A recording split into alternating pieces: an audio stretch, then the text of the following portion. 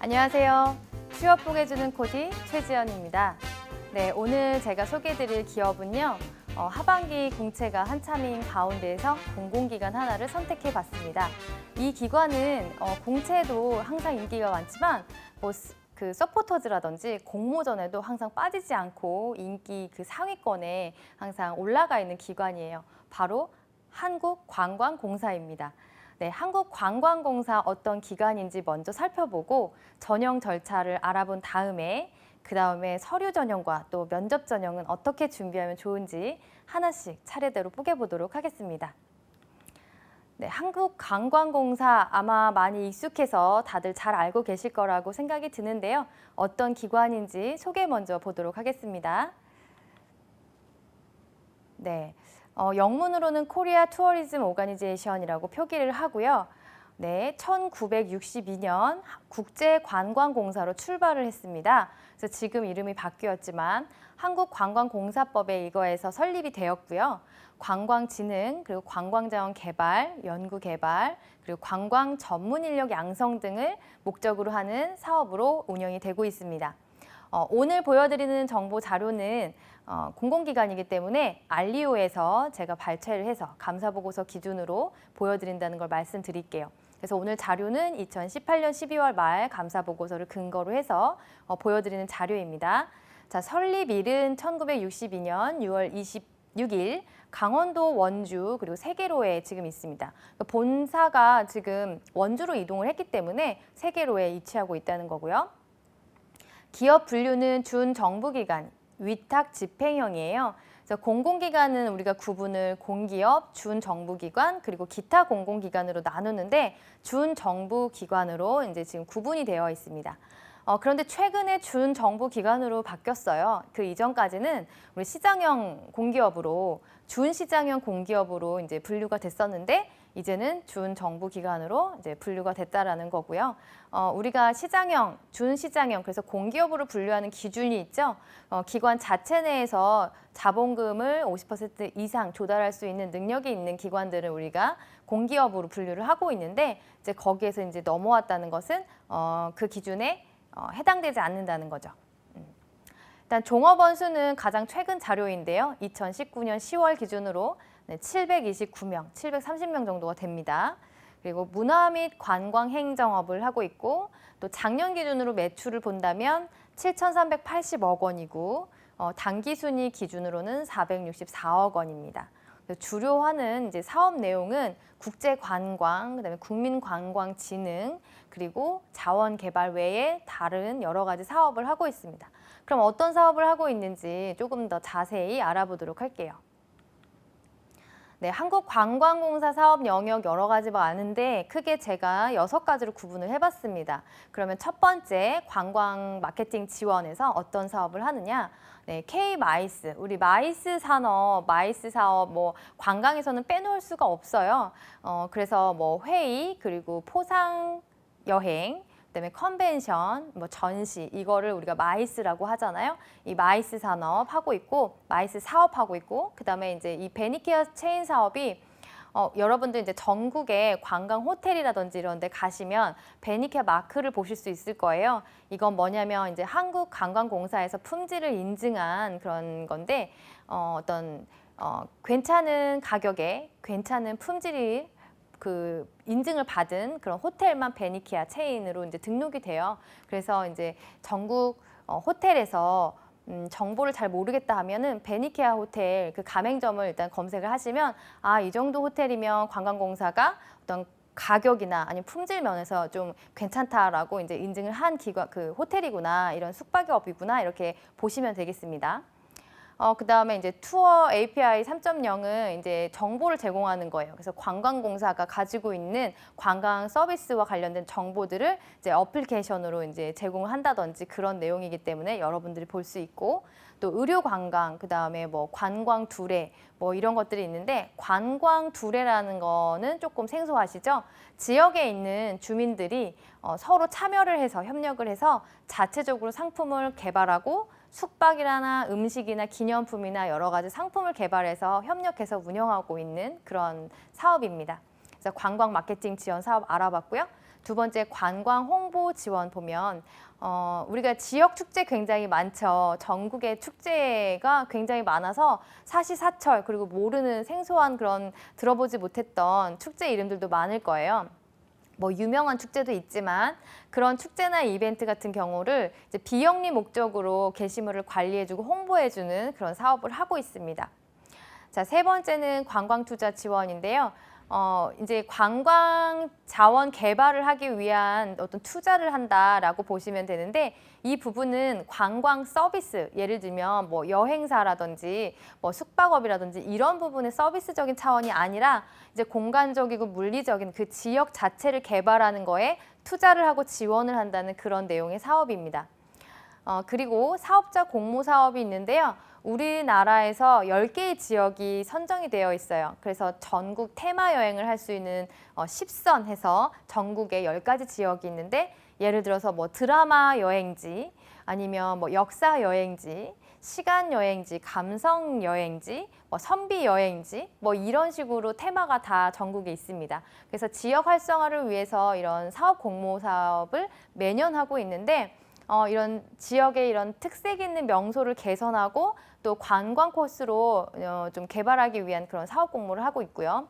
관광 교육 사업은 여기에서 이제 인증하는 자격증 혹은 이제 지원하는 자격증인데 관광 통역 안내사라든지 호텔 경영사라든지 호텔 관리사, 문화관광 해설사 등 이제 관련된 이제 자격 인증과 관련돼서 교육을 이제 지원하는 사업이 있습니다. 그리고 마지막으로는 관광 컨설팅 지원 사업이 있는데요. 관광 개발하기 위해서 계획하고 뭐 검토하고 분석하고 또 이제 상품으로 개발까지 이어지는 이제 컨설팅을 이제 지원하는 그런 사업입니다. 자, 기업 분석에서 핵심이라고 할 수 있습니다. 네, 관광공사의 핫 이슈, 어떤 이슈가 있는지 이제 또 오늘도 제가 3가지를 꼽아봤는데요. 첫 번째로 제가 꼽은 이슈는 DMZ 평화 관광을 위한 상품 개발입니다. DMZ 구역이 참 아름답고 또 유네스코의 어떤 그런 지정도 받을 정도로 좀 보존 가치가 있다, 세계적으로 인증된 좀 인정한 그런 지역이죠. 이런 아름답고 좀 신성한 이 공간을 어떻게 하면 좀 좋은 관광 코스로 개발을 할 수 있을까 많은 머리를 맞대고 있어요. 그래서 이제 평화 관광을 위한 상품 개발, 생태 관광 여러 가지 테마를 가지고 지금 사업을 추진하고 있는데 그래서 이렇게 상품 개발까지 아직은 뭐 완전하게 이어지지 않았기 때문에 학계의 전문가라든지 아니면 현장의 전문가라든지 모여서 토론도 하고 자문도 구하고 그다음에 이제 어떤 남북 어떤 관련된 상품에 대한 개발도 하고 여러 가지 논의가 진행되고 있는 상황입니다. 그래서 여러분들도 이제 한국관광공사에 좀 관심이 있는 분들이 있다면 지금 관광공사가 추진하고 있는 사업이나 관심 이슈가 이쪽이기 때문에 좀 아이디어를 생각해보고 아이디어가 없다면 좀 많이 팩트 위주로 찾아보고 이해를 높이는 것도 좋은 방법이라고 생각이 들어요. 두 번째 이슈로 꼽은 거는요. 외국인 대상 웰니스 관광지를 홍보한다라는 건데요. 요즘에 이제 관광의 종류가 되게 여러 가지잖아요. 그래서 웰니스 관광을 또 이제 주목하고 있어요. 편안하게 쉬고 또 치유하고 할 수 있는 뭐 이제 우리나라의 고도원이라든지 아니면 뭐가 있을까요? 보성의 녹차밭이라든지 뭔가 아무튼 아름다운 자연과 함께 편히 치유하고 또 마음을 치유하고 쉴 수 있고 이제 그런 웰니스 관광을 외국인들도 많이 선호하고 우리나라도 좀 많이 이제 선호하고 있어요. 그리고 매년 6% 이상씩 성장하고 있는 규모이기 때문에 웰니스 관광 산업에 대한 관심이 이제 높아지고 있는데 이런 부분을 좀 홍보하고 있다. 그럼 나만의 웰니스 관광지는 어디인가 좀 생각해 보는 것도 도움이 될 것 같고 마지막으로 제가 세 번째로 꼽은 이슈는 스마트 관광 서비스 추진을 한다라는 거예요. 이미 스마트 관광을 추진을 하고 있는데 일단 뭐 빅데이터 관련해서 이따가 이제 채용 오프닝도 있지만 지금 관광 산업은 스마트 관광을 추진하기 위해서 많은 열을 올리고 있어요. 노력을 많이 하고 있어요. 그래서 이제 그 투어리즘의 어떤 투어리스트의 어떤 그 빅데이터를 모아서 어떤 의미 있는 어떤 분석을 통해서 유용한 정보를 제공하고 아니면 뭐 그렇지 않더라도 우리가 가지고 있는 아주 질 좋은 관광 서비스 정보를 어떻게 제공할 수 있는지 스마트한 방법으로 서비스를 구축하고 추진하는데 지금 많이 집중을 하고 있습니다. 그래서 관련 전공자들은 이 부분에서 조금 눈여겨보시면 좋을 것 같아요. 네, 제가 거듭 말씀드리지만 이제 핫 이슈를 제가 3가지 꼽지만 이 3가지만 알아서는 안 되겠죠. 그 관심 있는 기업에 대해서 많이 찾아보시고 좀 더 좋은 그리고 내가 더 관심 있는 이슈들은 뭐가 있을지 찾아보시면 좋겠습니다.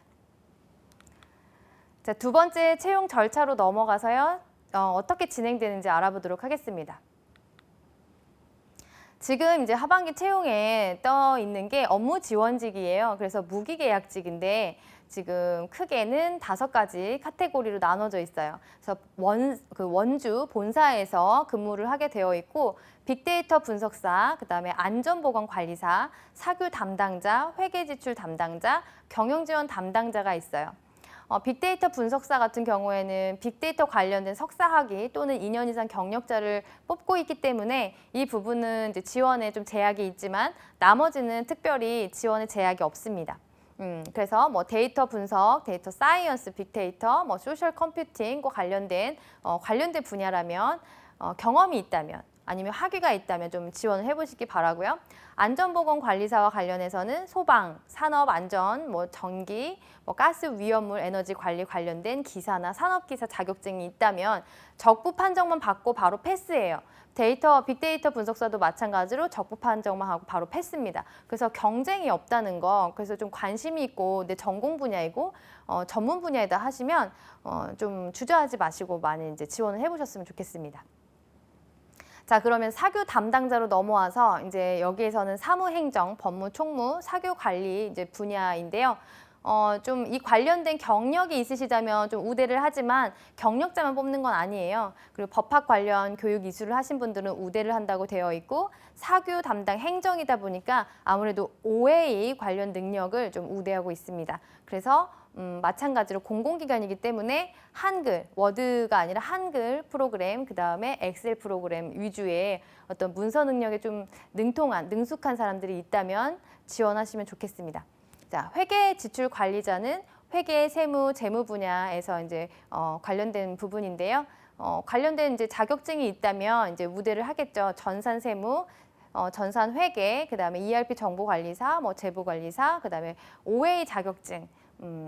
마찬가지로 이제 회계 같은 경우에도 행정 부분이다 보니까 OA 관리사, 이제 OA 관련 자격증을 이제 필수로 요구하고 있고 없더라도 할 수 있는 능력이 있으면 괜찮아요. 마지막으로 이제 경영지원 담당자는 사무행정, 계약, 입찰, 총무, 법무 분야이기 때문에 여기에서도 마찬가지로 OA 자격증을 요구하고 있습니다. 자, 그럼 공통사항과 우대사항 나눠서 좀 볼게요. 공통사항은 일단 12월 30일, 올해 12월 30일부로 이제 교육을 받고 바로 근무를 해야 되기 때문에 날짜에 이제 좀 문제가 없어야 돼요.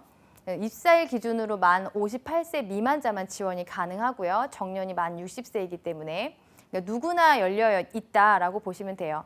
동사 규정 12조의 결격 사유에 해당하지 않는 자여야 되고요. OA 자격증 아까 다 있으면 좋다고 했는데 그거가 좀 이제 요구되는 능력인데 OA 자격증에 해당되는 게 이제 모스, ITQ라든지 컴퓨터 활용 능력이라든지 정보 처리 기능사라든지 뭐 정보 처리 산업기사, 엑셀 통계 뭐 이런 것들을 조금 확인하시면 되겠습니다. 그리고 우대사항으로 넘어가면은 이제 취업 지원 대상자이기 때문에 서류 발급이 가능한 사람만 이제 우대를 받을 수가 있어서 만점에서 5%를 가점을 준다. 굉장히 5%는 큰 부분이에요. 우리가 1점, 2점 차이로 혹은 소수점 차이로도 떨어지는 경우가 많기 때문에 만점 5%를 준다는 것은 굉장히 큰 가점이다 생각하시면 돼요. 장애인도 마찬가지로 장애인은 만점에서 10% 가점이 있고 경력 단절 여성, 그러니까 근무한 지 12개월이 지난 여성들은 이제 경력 단절 여성으로 규정을 해놨는데 그분들이 이제 취업할 때에도 만점에 10% 가산점을 해서 부여하겠다라고 이제 되어 있는 부분입니다. 자, 그럼 도대체 어떤 일을 하면 될까요? 좀 궁금하시죠? 업무지원직 무기계약직 채용에 이제 직무길서 위주로 많이 나와 있는데 좀 자세히 나와 있어요. 근데 거기에서 좀 간단하게만 추린 내용인데요. 빅데이터 분석사 같은 경우에는 관광 분야 텍스트, 뭐 데이터 마이닝, 네트워크 분석, 뭐 플랫폼 운영 관리와 관련된 일을 수행하게 되고요. 안전보건관리사는 사옥이나 시설 관리 업무, 뭐 그다음에 기타 뭐 정부 지침 이행 업무 등 쭉 이렇게 보시면 되고, 사교 담당 같은 경우에도 사교 재정 폐지와 관련된 사교 관리 업무. 그러니까 뭐 나라의 법이 있다면 회사에는 사교가 있는 거잖아요. 그래서 이 사교를 담당할 수 있는 사람을 뽑는 거죠. 그래서 사교 관련 사업부서 지원 어떤 자문을 한다든지 뭐 청문회를 운영한다든지 여러 가지 뭐 관리하는 업무들이 있겠고, 회계지출 담당자는 회계처리 세무 관련 증빙 심사 승인 업무 같은 것들이 이제 주로 하는 업무이겠고요. 그다음에 경영지원 담당자 같은 경우에는 계약 체결이라든지 서류 확인, 계약 대장 관리, 그러니까 뭐 조달청에서 입찰하고 뭐 개찰하고 이런 업무 지원, 경영 지원, 행정 업무, 그러니까 여러 가지 행정 업무가 있습니다. 그래서 사교 담당자, 회계지출 담당자, 경영지원 담당자는 행정 업무가 주로 많이 있다고 좀 이해를 하시면 될 것 같고, 이제 빅데이터 분석사랑 안전보건관리사는 자기의 자격증, 전공 분야에 전문 분야에 좀 더 많은 일을 한다라고 보시면 되겠습니다. 채용 프로세스가 또 3단계로 좀 간단하죠. 무기계약직이기 때문에 업무지원직 같은 경우에는 필기시험이나 어떤 이런 것들을 별도로 보지 않고 있습니다. 그래서 서류 부분에서는 온라인 지원을 하게 되어 있고 5배수를 뽑고 있습니다. 면접은 실무 면접에서 1배수, 그리고 이제 채용 검진 이렇게 되어 있어요. 그럼 바로 이제 서류 전형으로 넘어가 보도록 하겠습니다. 일단 자소서 항목이 이렇게 4개로 구분이 되어 있어요. 블라인드 채용이기 때문에 성별, 연령, 출신지, 학교명, 가족관계 등은 이제 기재하시면 불이익이 있습니다. 감점이 있거나 떨어지거나. 그래서 블라인드 채용인 공공기관 같은 경우에는 저렇게 개인정보나 내 배경을 알 수 있는 정보를 제공하지 않아야 돼요. 혹시나 내가 경험했던 학교나 동아리 이름이 학교명이나 어떤 지역 이름이 포함된다면 땡땡으로 블라인드를 처리해서 내는 거, 혹은 뭐 교내 동아리 이런 식으로 이제 바꿔서 내야지, 안 그러면 불이익이 있다는 거를 좀 기억을 해두셨으면 좋겠습니다.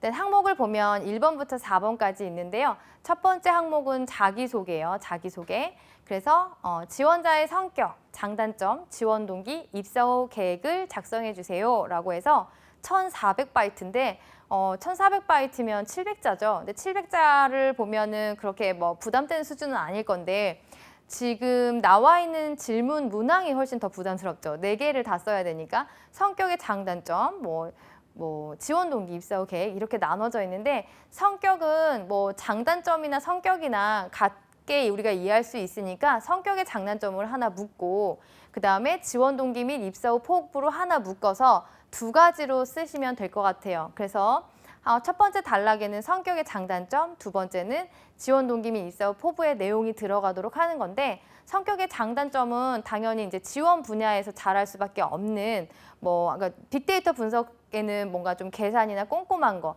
회계도 마찬가지 그런 세심한 어떤 처리 능력이라든지 그런 부분을 조금 강조해서 쓰면 어떨까 싶고, 반대로 단점은 내가 일을 수행하면서 혹은 다른 사람에게 함께 일을 할 때 피해주지 않는 치명적인 단점이 아닌 걸로 얘기를 해야 되고, 혹시나 소비나 게으르거나 이런 것들로 이제 쓰지 않아야 되겠죠. 그 다음에 이제 지원 동기는 당연히 이 회사의 사업 분야에 관심이 있다는 것을 어필해서 하는 것이 좋습니다. 2번째에 넘어가서요. 2번째는 이제 경력 및 경험인데요. 자, 지원자의 직무 관련 경력 및 경험에 대해서 상세히 기술해 주세요. 구체적으로 본인이 수행한 활동 조직, 역할 및 구체적 활동 내용, 주요 결과에 대해서 작성해 주시기 바랍니다. 해서 마찬가지로 700자 이내로 정리를 해야 됩니다. 직무 관련 경력이 있으신 분들은 이제 경력 위주로, 성과 위주로 정리를 해주시는 게 좋고요. 근데 경력이 없는, 우리가 바로 지원을 하는 분들, 이제 그런 분들은 경험 위주로 쓰셔야 되는데, 이 관련 경험이 전공자들은 학교에서 배운 전공 과목에서 배웠던 어떤 지식적인 부분, 그 다음에 과제 수행하면서 수행했던 실습 경험, 혹은 자격증이나 어떤 그런 부분들을 공부하면서 내가 배웠던 부분, 이런 걸 중심으로 쓰는 것도 괜찮고, 아니면 관련된 어떤 산업이나 이런 부분에서 아르바이트나 인턴, 현장 실습을 한 경험이 있으면 그런 부분들을 써도 좋습니다.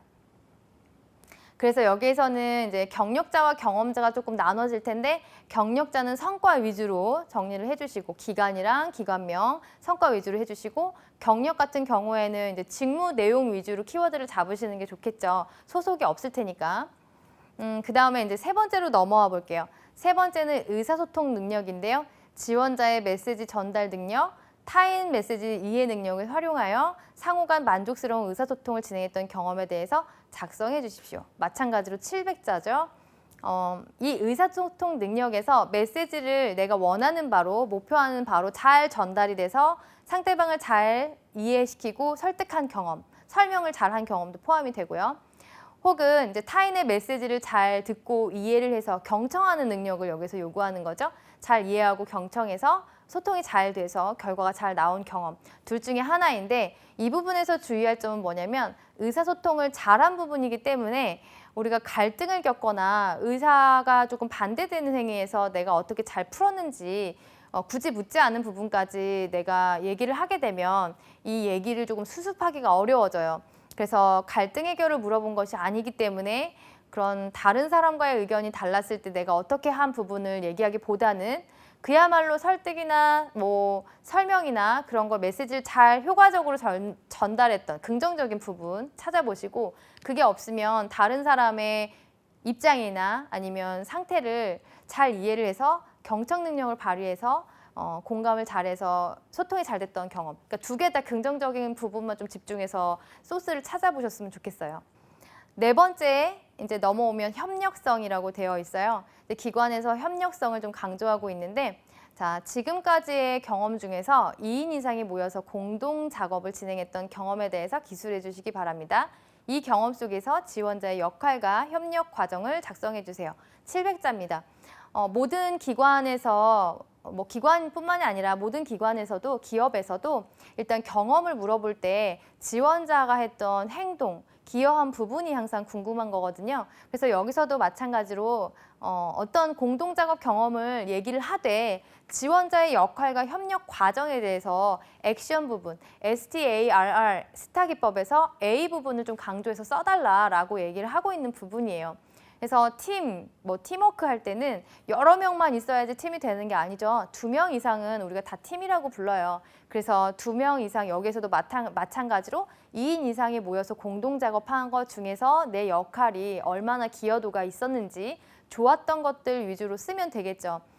여기에서 1번부터 4번까지 각각 700자이기 때문에 뭐 제목을 각각 다르면 뭐 우리가 그렇게 큰 내용 분량이 부담되는 수준은 아니에요. 자, 그러면 마지막으로 면접 전략으로 넘어가 볼게요. 네, 면접 예상 질문을 제가 뽑아봤는데요. 이제 주요 질문들이 이래요. 우리가 이제 그 안전관리 부문하고 빅데이터 부문은 자격 접합만 하면 적합성만 판단하면 다 패스가 되고 나머지는 이제 다른 행정 부분들은 좀 경쟁이 있어요. 하지만 이제 이 부분에서 우리가 공통적으로 알아야 될 거, 직무 수행 내용은 다르지만 우리가 일하는 기관은 한국관광공사라는 것, 그리고 한국관광공사가 하고 있는 사업과 지금 현재 이슈를 관심 있게 알고 준비해 가는 것이 모두 필요하다는 거죠. 그래서 이제 공통적인 질문들을 꼽아봤습니다. 첫 번째, 지역 테마 여행에 대한 아이디어가 있는가? 우리 사업 중에 지역 테마 여행 그 10선이 있었잖아요. 그 사업 공모가 있었는데 본인들은 어떤 그런 관심 있게 좀 생각해 본 게 있는지 뭐 이런 걸 찾아보는 거죠. 근데 기존에 있던 아이디어를 내면 우리 회사에 대해서 잘 모르고 있구나라는 생각을 하기 때문에 현재 진행되는 것들을 먼저 살펴보고 아이디어를 얘기를 하는 것이 좋아요. 자, 그 다음에 남북 연계 관광에 대해서 아이디어. 요즘에 이슈가 DMZ 그 관광이라고 했죠. 평화 관광에 대해서 집중하고 있다 그랬잖아요. 그래서 남북 연계 관광에 대해서는 지금 최근 몇 년 동안 계속 나왔던 질문들이에요. 그래서 조금 관심이 있으시면 질문을 조금 준비를 탄탄하게 해보시고 관심이 없더라도 어떤 정도의 이해를 바탕으로 내가 이해를 하고 있는지 그 정도는 좀 정리해서 말할 수 있는 수준이 되었으면 좋겠습니다. 세 번째는 외국인에게 소개하고 싶은 이제 우리나라 관광지 어떤 것들이 있는지, 그다음에 우리나라의 여행에서의 매력은 무엇인가. 이런 것들은 사실 직무를 구분하지 않고 그냥 다 평이한 질문들이에요. 그래서 이제 이거는 공통 질문이기 때문에 다 준비를 해보셨으면 좋겠어요. 여행을 많이 안 다녀봤다, 뭐 해외여행만 다녔다, 뭐 이러신 분들이 있을 수도 있겠지만 사실 한국관광공사는 우리나라의 어떤 관광 자원과 개발을 목적으로 하고 또 매력적인 어떤 그런 상품 개발을 해야 되기 때문에 여러분들이 이제 우리나라에 대해서 관광 부가가치를 높일 수 있는 그리고 관광 상품 개발, 지역 개발을 할 수 있는 거에 좀 관심을 많이 가지셔야 돼요. 그래서 여기에 준비를 하신다면 우리나라 관광지와 관광 자원에 대해서 그리고 현재 추진되는 상태에 대해서 좀 많이 공부를 하셔야지 됩니다. 지금 1960년대부터 지금까지 사업을 했는데 그만큼 뭐 많이 개발이 되지 않았겠어요? 근데 이제 그걸 찾아보지 않고 지금 나의 그냥 아이디어 선에서만 대답을 한다면 이미 뭐 나와 있을 수도 있고 아니면 좀 수준이 많이 기대 이하일 수도 있을 것 같아요. 그래서 좀 현재 있는 거 먼저 찾아보길 바래요. 최근 관심 있는 산업 이슈, 관광산업과 관련돼서 그리고 또 의료산업도 했으니까 의료관광산업 뭐 이렇게 아니면 마이스 산업 이렇게 연결해서 얘기하는 것도 괜찮을 것 같고 또 지원한 직무에 대해서 중요한 역량은 무엇이고 본인이 준비한 것은 무엇이냐 이렇게 이어서 물어볼 수도 있겠죠. 그리고 지원 직무와 관련돼서 경험이 있는지 경험이 있다면 그게 뭐 일 경험인지 아니면 그냥 체험형의 경험인지 이런 걸 구분해서 말할 수 있어야 되고요. 그리고 해당 분야의 전문성을 위해서 어떤 노력을 했나라는 것은 지식기술로 나눠서 얘기할 수 있을 것 같아요. 태도 같은 경우에는 조금 뭐 여기에서는 성격적인 부분이기 때문에 크게 어필하기는 어려울 것 같지만 해당 분야에서 전문성이라고 하면 전문 지식을 얻기 위해서 어떤 전공과 관련된 혹은 전문 지식과 관련된 서적을 찾아본다든지 아니면 이슈를 계속 찾아본다든지 아니면 자격증이라든지 뭐 이런 법과 관련된 제도라든지 이런 부분들을 머리로 이해하고 내가 전문 지식을 쌓으려고 노력했던 부분을 얘기를 하면 되고요. 그다음에 기술 부분은 자격증을 대표로 얘기할 수도 있을 것 같고 자격증이 아니라 경험을 갖춘 것도 얘기를 할 수가 있습니다. 우리가 지식기술 태도할 때 기술에는 할 수 있는 능력으로 정의를 하기 때문에 자격증도 포함되지만 경험으로 체득돼서 할 수 있는 능력을 가지면 그건 기술에 포함이 되거든요. 그래서 그 두 가지를 좀 잘 정리를 해보시길 바라고요. 지금 뭐 이 외에도 많은 이제 기출 문제들이라든지 관심 있는 이제 관광과 관련된 특별히 한국관광공사와 관련된 이제 질문들이나 이슈들이 많이 있을 거예요. 그래서 저는 이 부분은 몇 개 되지 않지만 필수, 그래서 더 필수로 좀 준비를 해보시길 바랍니다. 네, 오늘 제가 선택한 기업은 한국관광공사입니다. 워낙 뭐 인기가 좋은 기업인데 오늘 정규 공채가 아니라서 조금 이제 실망하셨을 수도 있을 것 같아요. 하지만 안정적인 일자리 그리고 내가 경험할 수 있는 그런 일자리이기 때문에 준비되신 분들은 많이 지원을 하셨으면 좋겠습니다. 채용 전형 그리고 서류 그리고 면접까지 하나씩 알아봤으니까요. 도움이 되셨기를 바라고요. 또 하반기에도 여러분의 성공 취업을 응원하겠습니다. 시청해 주셔서 감사합니다.